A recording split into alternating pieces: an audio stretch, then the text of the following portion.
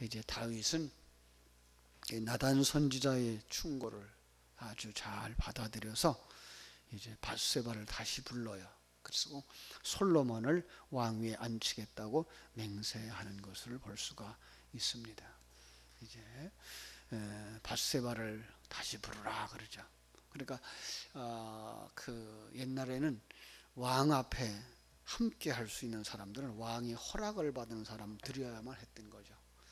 여러 사람이 함께 있는 것을 허락지 아니하고, 그래서 나단과 이야기할 땐 아마도 이 밧세바가 밖으로 나갔던 것을 알 수가 있어요. 그리고 다시 밧세바를 불러서 이야기할 때는 나단 선지자가 밖으로 나갔던 것을 오늘 본문을 통해서 우리가 알 수 있습니다. 이제까지 수동적으로 듣기만 하던 다윗이 이제 주동자로 바뀌어지죠. 이제 행동하는 자로 바뀌어져서 명령하는 모습을 우리가 볼 수가 있습니다. 28절에 보니까 그래서 이제 왕 앞으로 들어가 그 앞에 서게 되자 왕이 말합니다. 내 생명을 모든 환난에서 구하신 여호와께서 살아계심을 두고 맹세하노니, 하나님은 살아계시다라고 말씀하고 있죠. 그죠? 예, 하나님은 살아계십니다. 오늘도 살아계시는 줄로 믿습니다. 그래서 이 하나님이 창조한 세계를 섭리하고 계시고 하나님의 백성들을 경륜하고 계셔요. 목적을 가지고 섭리하는 것을 경륜이란 말로 쓰고 있는 것을 우리가 알 수가 있습니다. 왕이 그렇게 말하자 이제 그들은 그 앞에 엎드리게 되는 거죠. 자, 이제 왕이 이 밧세바에게 말합니다. 내가 이전에 이스라엘 하나님 여호와를 가리켜 내게 맹세하여 이르기를 내 아들 솔로몬이 반드시 나를 이어 왕이 되고 나를 대신하여 내 왕 위에 앉으리라 하였으니 내가 오늘 그대로 행하리라. 다윗은 알았습니다. 자신이 오늘 존재하는 이유를, 그리고 내가 무엇을 해야 할 사람인가를 알았던 것입니다.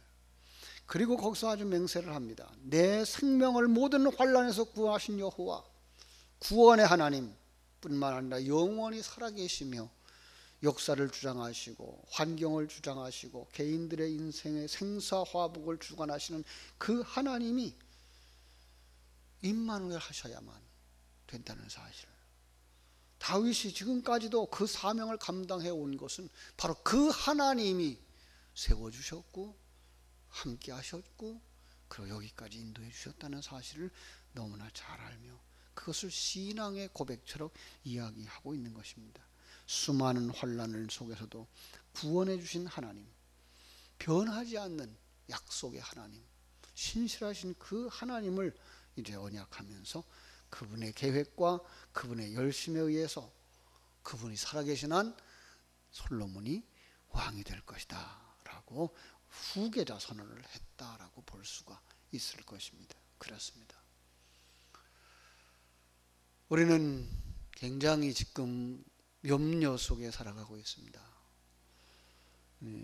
남북이 대화가 이루어지면서 어떤 면에서 무장해제하고 있는 모습들을 보면서, 이것은 우리가 저 올라가기 위해서 무장한 것이 한 번도 없었기 때문에 무장해제를 한다는 얘기는 자칫 북쪽에서 쳐내려올 수 있는 이런 위기를 조성하고 있기 때문에 그렇습니다. 어제도 어떤 목사님이 한국이 과연 내년이 있을까라는 염려하는 영상을 보내주셨더라고요. 그건 미국인들이 어떤 심포지엄을 하고 있는 건데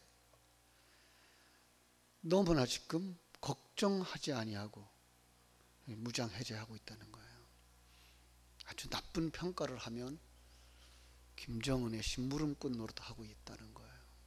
적화 통일을 할 수밖에 없는 상황을 만들어가고 있다는 거예요. 근데 우리는 조금도 두려워하지 않고 있어요. 그렇죠? 걱정도 안 하고 있어요. 염려도 안 하고 있어요. 이게 어떻게 될 것인가 우리가 걱정을 해야 되는데 걱정한다고 되는 것은 아닙니다만은, 그래서 우리는 이 문제를 가지고 하나님 앞에 더 가까이 나와서 기도해야 될 때라고 생각을 합니다. 하나님께서 지켜 보호해 주시고 하나님께서 은혜를 입혀 주셔야 이 나라가 약속대로 시행되어져서 정말 저 북한 땅에 광명한 빛이 비춰지고 복음의 십자가가 높이 세워지고 한국의 경제가 살아나는 이런 역사가 일어날 텐데 하나님께서 도와달라고 우리는 기도해야 될 겁니다. 이 새벽에도 기도하시고 저녁에도 함께 기도했으면 좋겠습니다.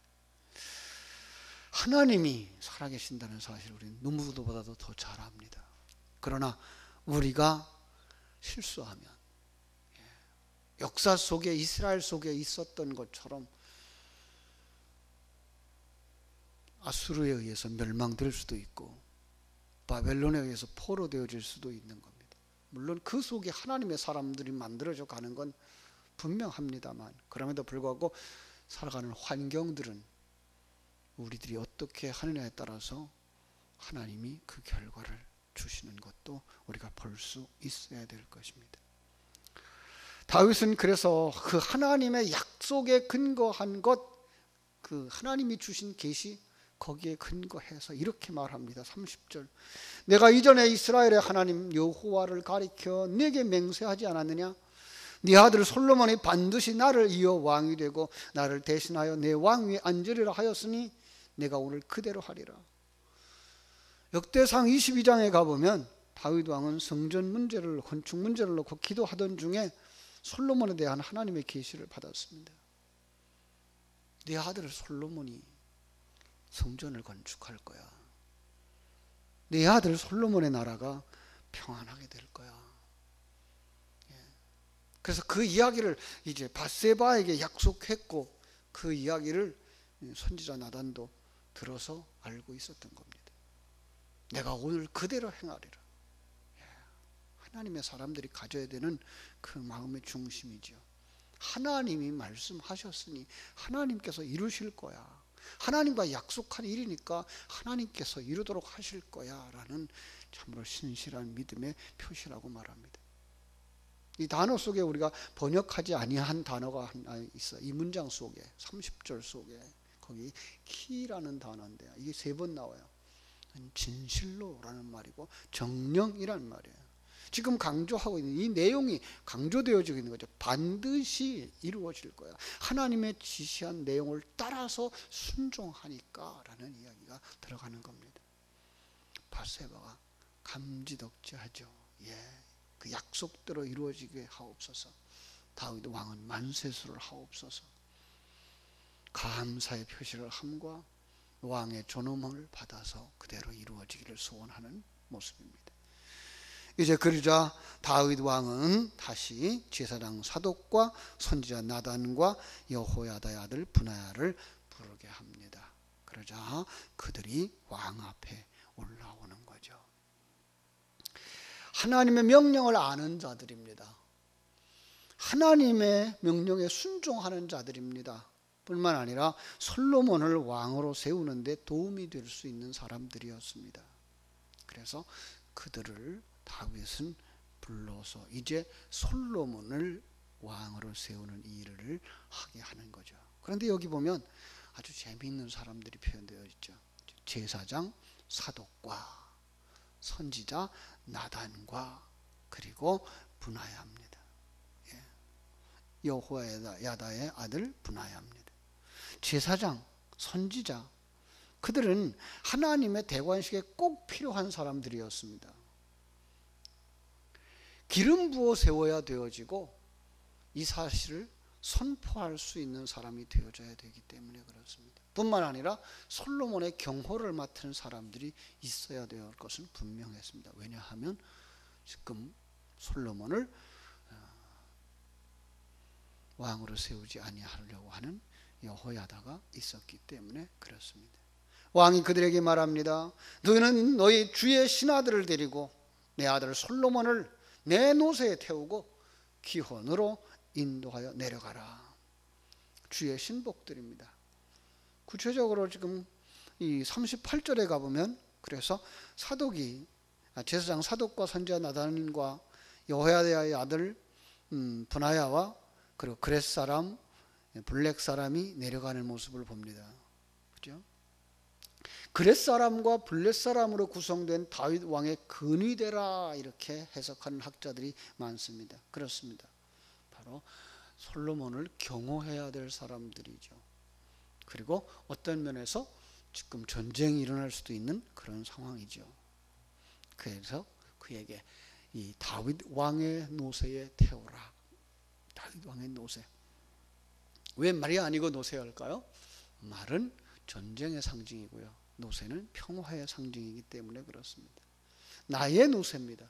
이것은 다윗 왕의 노새입니다. 누가 봐도 그거 노새가 지나가면 왕이 지나가는구나 라고 할 정도로 깨달아 알 만큼 아마 장식이 되어져 있는 그런 노새라고 생각이 됩니다. 그래서 그가 지나갈 때 왕이 지나가는구나. 그런데 그 왕이 지금 다윗이 아니고 솔로몬이 앉는 겁니다. 그러니까 솔로몬이 다윗 왕을 이어서 왕 되어졌다라는 그 상징적 표현이기도 한 것이죠. 기혼으로 내려가라고 합니다. 예루살렘 동편은 기드론 골짜기를 지칭하고 있다라고 학자들이 말하고 있습니다. 기드론 골짜기는 실로와 못이 있었고 그래서 물이 있는 곳이라서 사람들이 많이 모여서 살아가는 곳이었다고 합니다.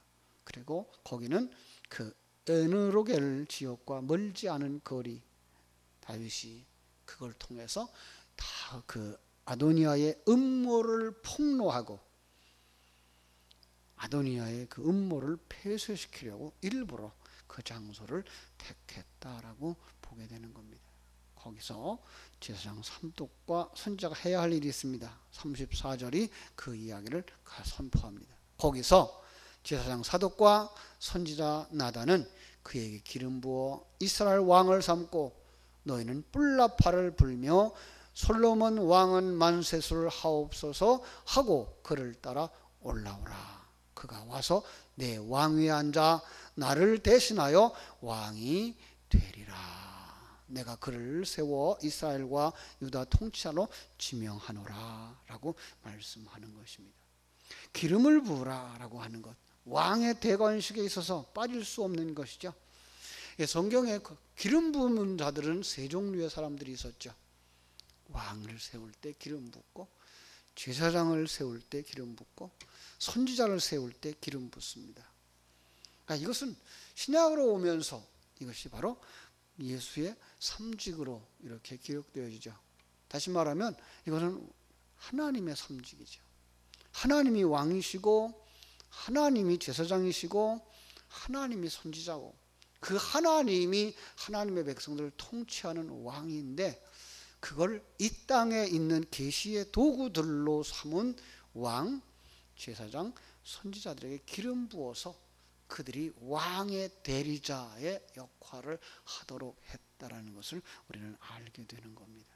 더 나아가서 그래서 기름 부음 받은 자는 이 하나님이 선정한 하나님의 국가에서 하나님에 의해서 세워진 자라고 하는 것을 분명하게 알게 해주는 이런 행동적인 상징적인 사건인 것을 우리는 알 수가 있습니다. 거기다가 이제 기름 부어 세우고 왕으로 삼고 그 다음 어떻게 돼요? 뿔나팔을 붑니다. 그 소리가 온 지역에 퍼지도록 아주 멀리까지 퍼졌다고 합니다. 이 뿔나팔 소리는 나중에 우리는 알려집니다. 나팔, 그것은 바로 복음입니다. 그럼 그 나팔 소리는 무엇을 상징합니까? 하나님이 왕이시다라는 게 복음인 것이죠. 그렇습니다. 그러니까 이 성경은 이렇게 연결되어져 가는 겁니다.